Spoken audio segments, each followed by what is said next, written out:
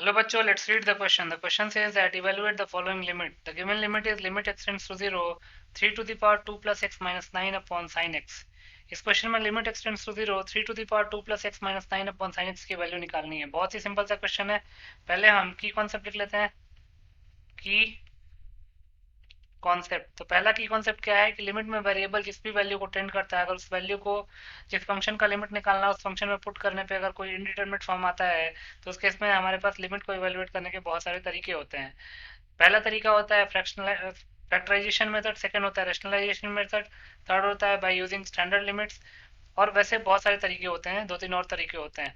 तो इस क्वेश्चन में हम पहली बात तो कि बाई यूजिंग स्टैंडर्ड लिमिट्स इस लिमिट की वैल्यू निकालेंगे, क्योंकि अगर x की वैल्यू 0 इस फंक्शन में पुट करेंगे तो ये 0/0 का फॉर्म बनेगा और 0/0 एक इनडिटरमिनेट फॉर्म है।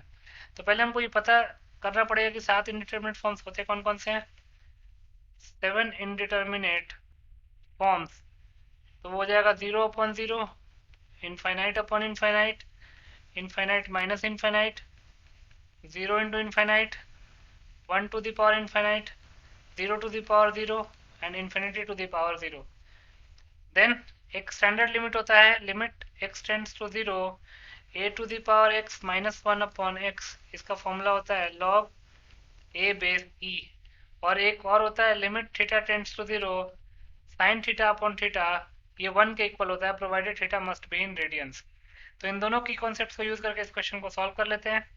तो इसको लिख सकते हैं limit x tends to 0, 3 to the power 2 plus x minus 9 upon sine x। तो इसको लिख सकते हैं limit x tends to 0, 3 to the power 2 plus x minus 9 को लिख सकते हैं 3 to the power 2 upon sine x। अब 3 टू द पावर 2 को कॉमन ले लेते हैं, तो 9 कॉमन आ जाएगा, कांस्टेंट है तो बाहर भी आ जाएगा, तो ये limit x tends to 0, common लेंगे तो 3 to the power 2 plus x upon 3 to the power 2 हो जाएगा, 3 to the power 2 plus x upon 3 to the power 2 हो जाएगा, माइनस 1 होल अपॉन डिनोमिनेटर में क्या आएगा साइन x। अब एक्सपोनेंट की एक प्रॉपर्टी होती है a to the power m upon a to the power n can be written as a to the power m minus n।